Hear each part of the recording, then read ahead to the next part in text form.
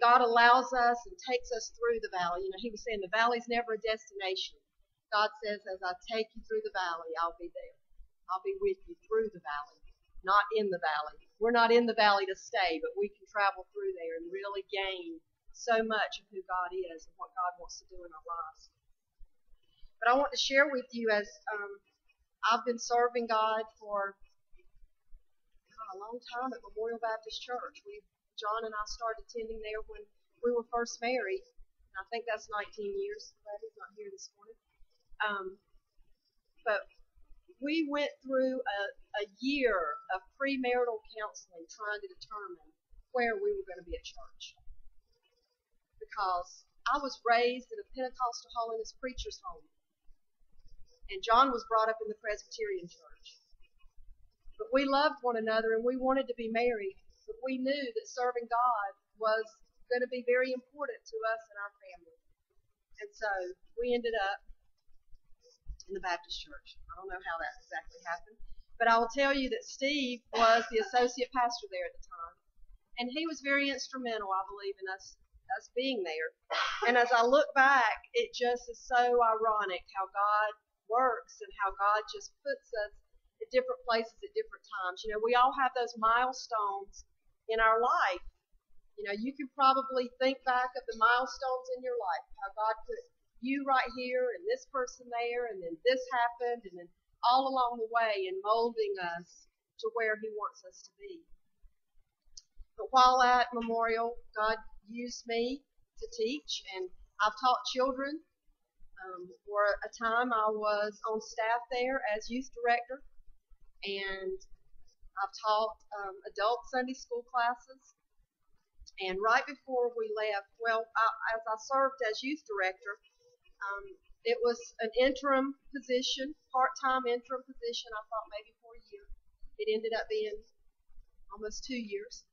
And God just kept telling me, Dana, it's over. It's time for you to move on. I've got other plans for you. This was temporary.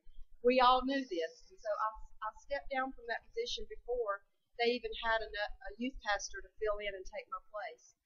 And I felt like a loser. I felt like a quitter. I felt like, that people were judging me or looking down on me, that I quit too soon.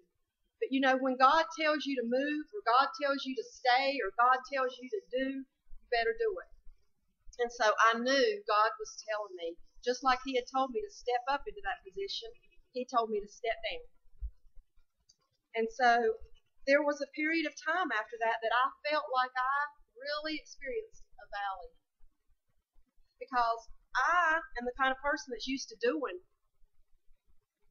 getting things done and being active and involved.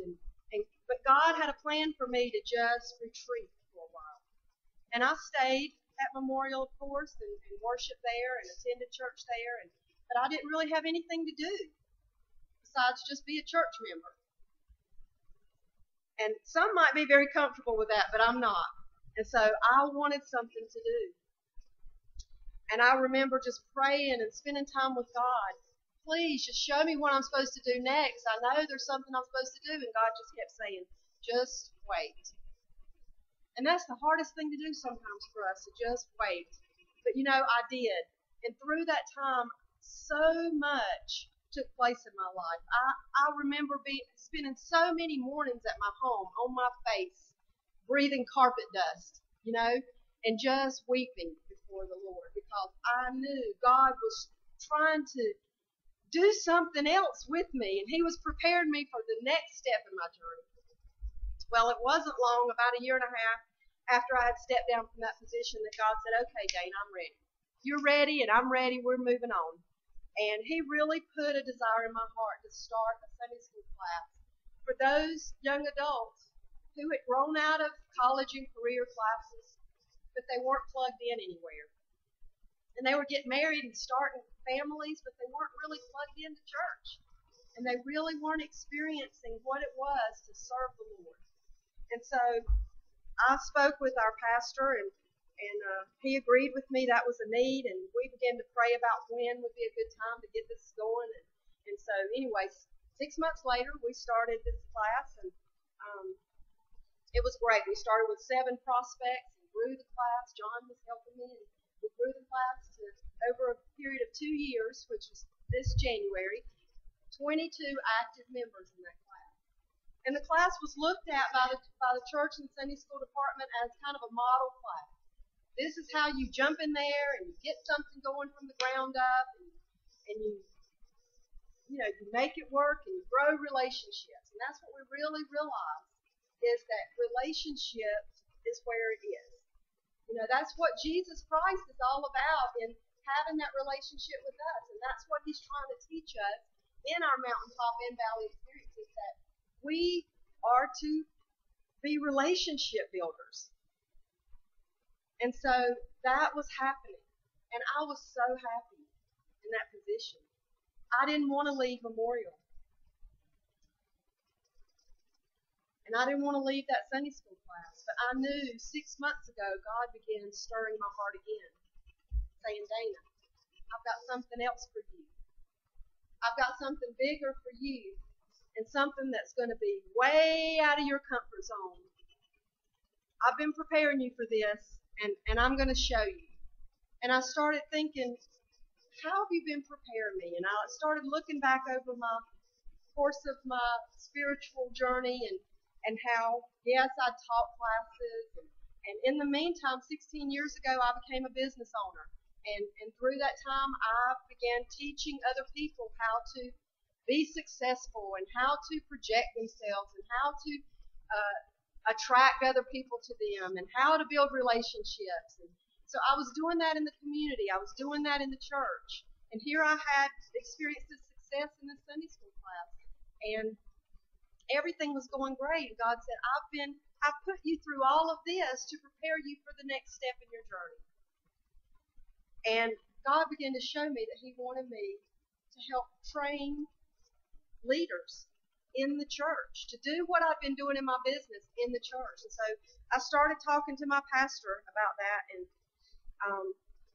there just didn't seem to be a place, because all the positions were filled. Have you ever been in church before and all the positions are filled?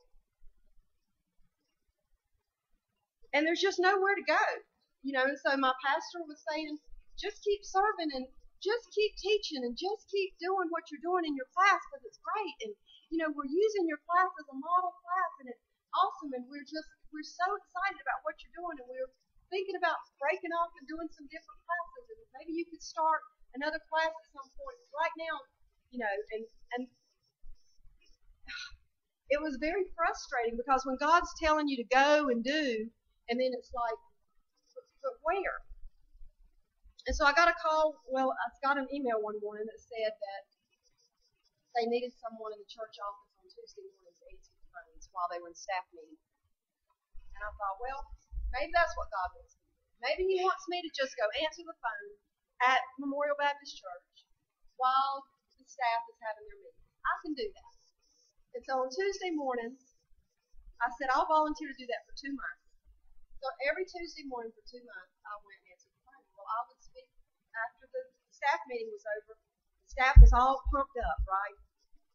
And I'd been answering the phones, and me and the pastor would end up having a conversation about what God was doing in my life, and where he was leading, and what we were going to do.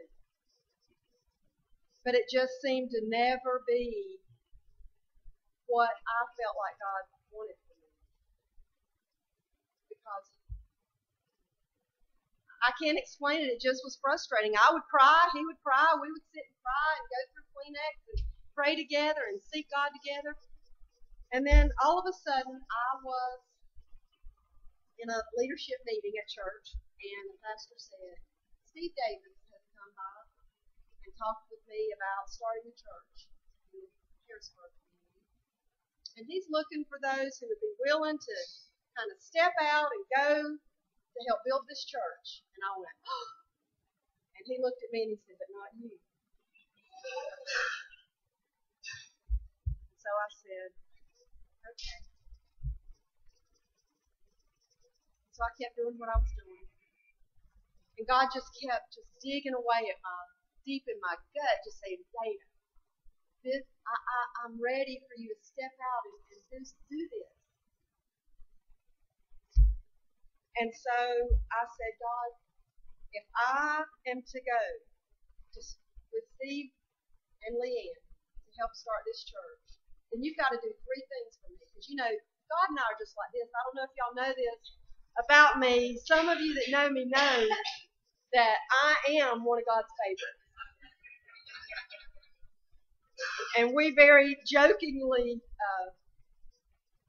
refer to me as God's favorite.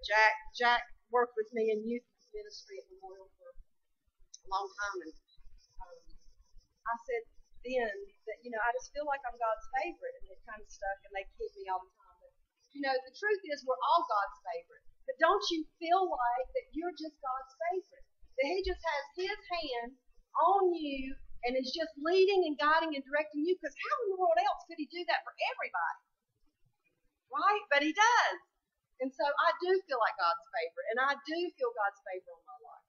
And anyway, I don't even know what I was saying.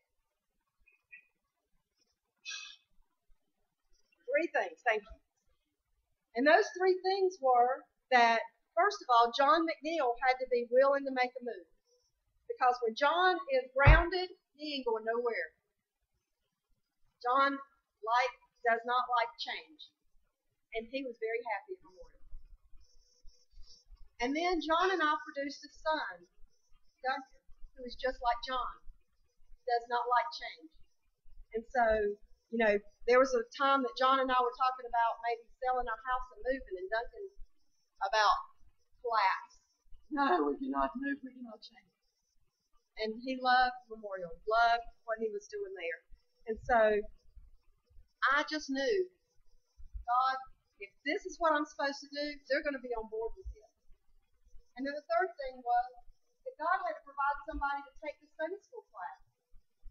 Because I wasn't going to just step down like I did from our youth group at the time, not knowing who was going to fill that position. I was going to be there and make sure.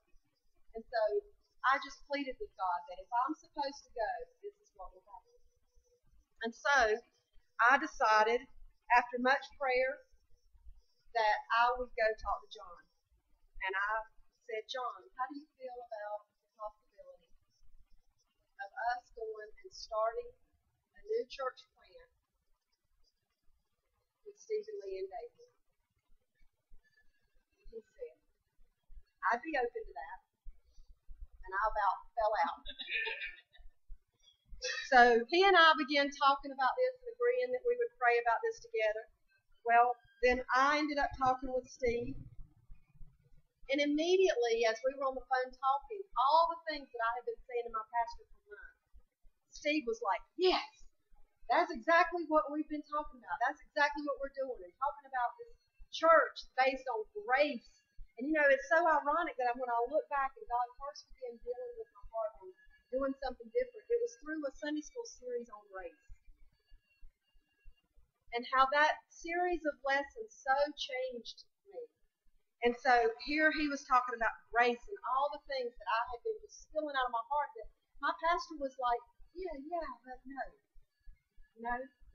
And we were just in one accord, and it felt great. And so I invited Steve and Lynn to come to our home for dinner and share more of the vision that he had for the church. And so that Friday, before they were coming on Saturday, I decided I would share with them.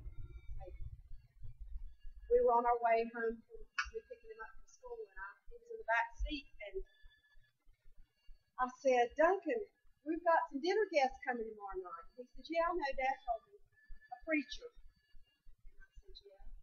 And his wife and their girls. And he said, okay. And I said, well, we're really thinking about going and starting this new church with the preacher and his wife and these girls. And he said, oh, that sounds like fun. And I about wrecked the car. And I said, well, it doesn't sound like much fun to me. It sounds like a lot of hard work.